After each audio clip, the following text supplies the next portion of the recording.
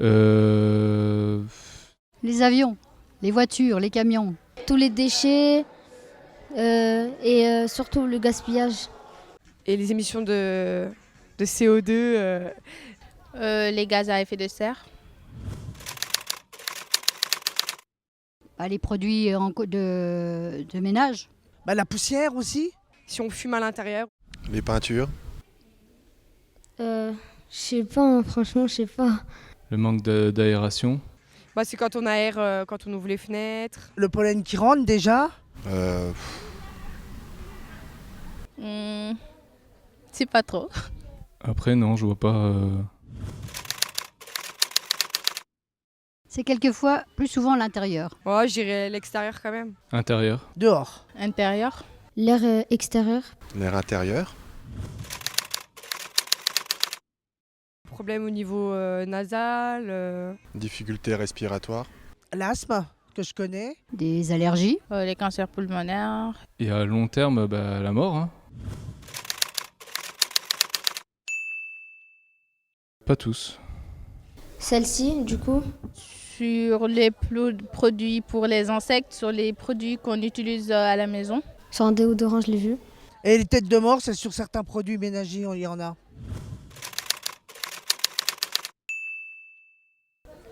Non, pas vraiment. Oui, les pictogrammes qui indiquent la consommation de l'électroménager, oui. Ouais, du coup, ce logo, on le voit, mais on se rend pas compte de ce que ça veut dire. Vinaigre blanc. J'ouvre les fenêtres. Avoir les systèmes d'aération corrects aussi dans un logement. Un peu trop rien parce que pour moi, l'air intérieur, il était pas pollué. Non mais là, l'heure est grave. T'as raison, les gens n'y connaissent rien, faut faire quelque chose. Ok. Mais on fait quoi? Je sais pas, y a plein de trucs à faire. Comme l'air intérieur est 5 à 7 fois plus pollué que l'air extérieur, on pourrait interdire aux gens de rentrer chez eux. L'inverse d'un confinement, quoi. Mais ouais, mais carrément, on pourrait balancer des bombes puantes chez eux. Comme ça, ils sont obligés d'ouvrir les fenêtres. Mais vous êtes des génies, dis donc. On va aller loin comme ça. C'est vrai qu'on peut trouver mieux, hein. Et pourquoi pas leur offrir des plantes vertes pour que ça dépollue chez eux? Oui, sauf que, à moins d'habiter dans la jungle, les plantes dépolluantes, ça sert à rien. Mais autrement, on n'a qu'à faire comme au Moyen-Âge, aller sur la place publique et crier Oyez, oyez, gentes dames et demoiselles. Oui, tiens. Et on se déguisera en nuage aussi. Moi, je préférerais mettre un costume de super-héros. Et même qu'on m'appellerait Super. Non, mais là, vous allez beaucoup trop loin. Eh bien, toi qui es si intelligente, vas-y, propose-nous ton idée. Et justement, j'en ai une.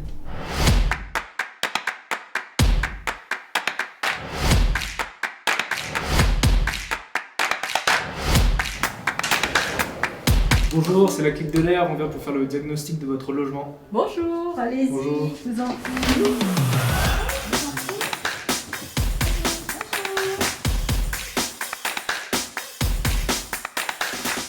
Expliquez-moi un petit peu ce que vous allez faire. En fait, on va venir mesurer la qualité de votre air intérieur à l'aide de ces petits capteurs.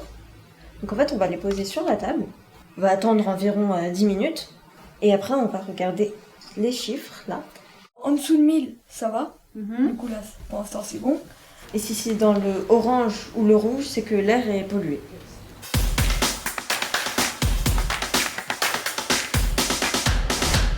On fait ça sur environ une semaine. On va chez différentes personnes, dans leurs appartements ou dans leur maison. On filme un petit peu, et puis ça permet de sensibiliser à la pollution de l'air intérieur. D'accord, très bien. Je vois que les chiffres ont changé. C'est dingue, il y a 1843, c'est pas ça qu'on avait au début, c'était 600 et quelques. Donc ça veut dire quoi? Mon air est très pollué. Vous brûlez des bougies. D'accord. Si vous avez des plantes vertes, si vous avez des animaux de compagnie, le mieux c'est d'aérer le plus souvent.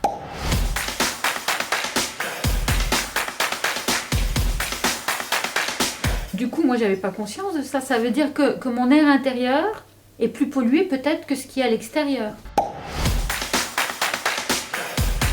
C'est les millions de particules de CO2 Qu'il y a dans l'air. Du coup, là, c'est hyper bien. Ce que vous aérez. Vous m'avez dit que vous utilisez quoi comme produit d'entretien? En produit d'entretien, ça se compte sur les doigts d'une main.